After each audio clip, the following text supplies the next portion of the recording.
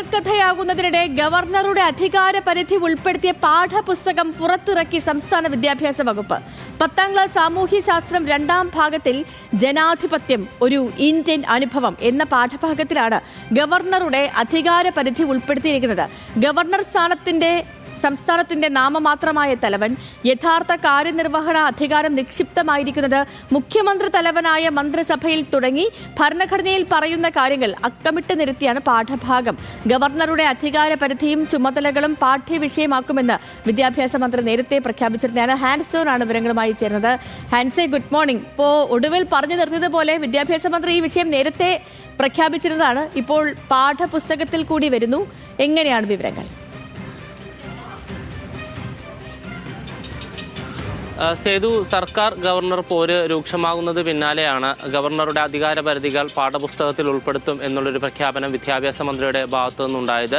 10ാം ക്ലാസ്സിലെ 2ാം ഭാഗത്തിലെ ടെക്സ്റ്റ് ബുക്കിൽ ഉൾപ്പെടുത്തുമെന്ന് പറഞ്ഞിരുന്നു. അതേപോലെ തന്നെ സാമൂഹ്യശാസ്ത്രം 2ാം വോളിയം അതിൽ ജനാധിപത്യം ഒരു ഇന്ത്യൻ അനുഭവം എന്ന ഭാഗത്തിലാണ് ഇപ്പോൾ ഗവർണറുടെ അധികാര പരിധികൾ വളരെ സൂക്ഷ്മമായി തന്നെ നൽകിക്കൊണ്ട് വിദ്യാർത്ഥികൾക്ക് കൃത്യമായ ഒരു അവബോധം ടെക്സ്റ്റ് ബുക്കിലൂടെ ഇപ്പോൾ നൽകിക്കൊണ്ടിരിക്കുന്നത്.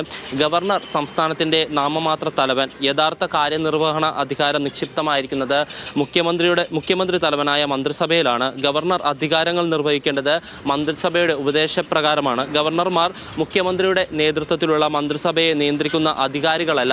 ഗവർണർ എന്നത് തിരഞ്ഞെടുക്കപ്പെട്ട ഒരു ഔദ്യോഗിക സ്ഥാനമല്ല. കൂടാതെ സർക്കാരിയ കമ്മീഷൻ, ഈ കേന്ദ്ര സർക്കാർ 1983 ഒരു സർക്കാരിയ കമ്മീഷനെ നിയോഗിച്ചിരുന്നു.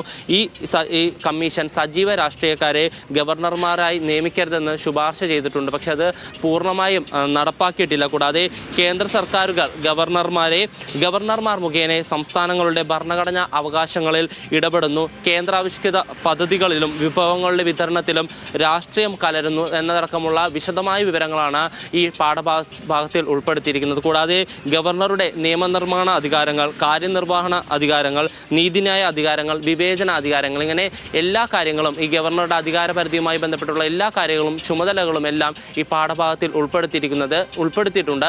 4 പേജുകളിലായിട്ടാണ് ഗവർണറുടെ അധികാര പരിധി എന്തായാലും ഉൾപ്പെടുത്തിയിരിക്കുന്നത്. ഇപ്പോൾ ഈ അധ്യയന വർഷം 10ാം ക്ലാസ്സിലെ ടെക്സ്റ്റ് ബുക്കിലാണ് ഇത് ഉൾപ്പെടുത്തിയിരിക്കുന്നത്. അടുത്ത അധ്യയന വർഷം +1, +2 ടെക്സ്റ്റ് ബുക്കുകളിൽ കൂടി ഇത്തരത്തിൽ ഗവർണറുടെ അധികാര പരിധികൾ ഉൾപ്പെടുത്തും എന്ന് വ്യക്തമാക്കിയിട്ടുണ്ട്. എന്തായാലും ഗവർണർ സർക്കാർ പോരിനിടെ വിദ്യാർത്ഥികളെ കൂടി എങ്ങനെയാണ് ഗവർണറുടെ അധികാര പരിധികൾ വരിക എന്ന് കൂടി പഠിപ്പിക്കുകയാണ് സംസ്ഥാന സർക്കാർ ഇപ്പോൾ ചെയ്യുന്നത്. സേതു, ഈ വിഷയത്തിൽ ഒരുപക്ഷെ ഇന്നിപ്പോ രാജ്ഭവന്റെ പ്രതികരണം കൂടി പ്രതീക്ഷിക്കാമോ ഹാൻസേ?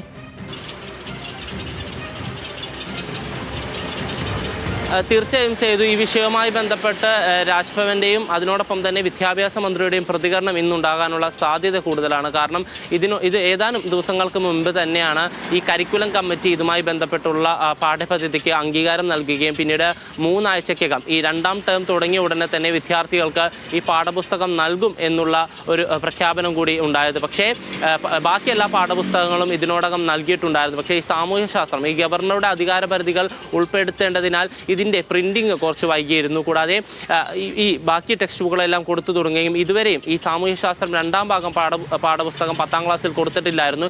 ഇന്നലെയോടെയാണ് സംസ്ഥാനത്തെ മിക്ക സ്കൂളുകളിലും ഈ പാഠപുസ്തകം എത്തുകയും ഇന്നത്തോടെ വിദ്യാർത്ഥികൾക്ക് ഇത് നൽകും എന്നുകൂടിയാണ് വിദ്യാഭ്യാസ വകുപ്പ് അറിയിച്ചിരിക്കുന്നത്. എന്തായാലും ഇത്തരത്തിൽ ഗവർണറുടെ അധികാരപരിധി ഉൾപ്പെടുത്തിയതുമായി ബന്ധപ്പെട്ടുള്ള പ്രതികരണങ്ങൾ വരും മണിക്കൂറുകളിൽ ഉണ്ടാകും എന്നാണ് നമുക്ക് ലഭിക്കുന്ന വിവരം. സേതു.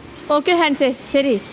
അപ്പോൾ വിദ്യാഭ്യാസ വകുപ്പ് ഇപ്പോൾ പുറത്തിറക്കിയിരിക്കുന്ന പാഠപുസ്തകത്തിൽ ഗവർണറുടെ അധികാര പരിധികൾ ഉൾപ്പെടുത്തിയിരുന്നു. ഇപ്പോൾ നേരത്തെ തന്നെ വിദ്യാഭ്യാസ മന്ത്രി പറഞ്ഞതാണ് ഇങ്ങനെ അധികാര പരിധികളൊക്കെ കുട്ടികളിലേക്ക് എത്തിക്കും. കാരണം തുടർച്ചയായിട്ടുണ്ടാകുന്ന സർക്കാർ ഗവർണർ പോര് അത് പാരമ്യത്തിൽ പലപ്പോഴും എത്തുകയും പിന്നീട് അത് ഇപ്പോൾ ഈ സർവകലാശാലയൊക്കെ ബന്ധപ്പെട്ട വിദ്യാഭ്യാസത്തിൽ പോലും വിദ്യാഭ്യാസ രീതികളിൽ പോലും അത് കലരുന്നൊരു സാഹചര്യമൊക്കെ ഉണ്ട്. അപ്പോൾ ഇതിനൊക്കെ പിന്നാലെ വിദ്യാഭ്യാസ മന്ത്രിയുടെ ഒരു പ്രതികരണം കൂടി വന്നതാണ്. ഇപ്പോൾ പാഠപുസ്തകങ്ങളിലൊക്കെ വന്നിട്ടുമുണ്ട്.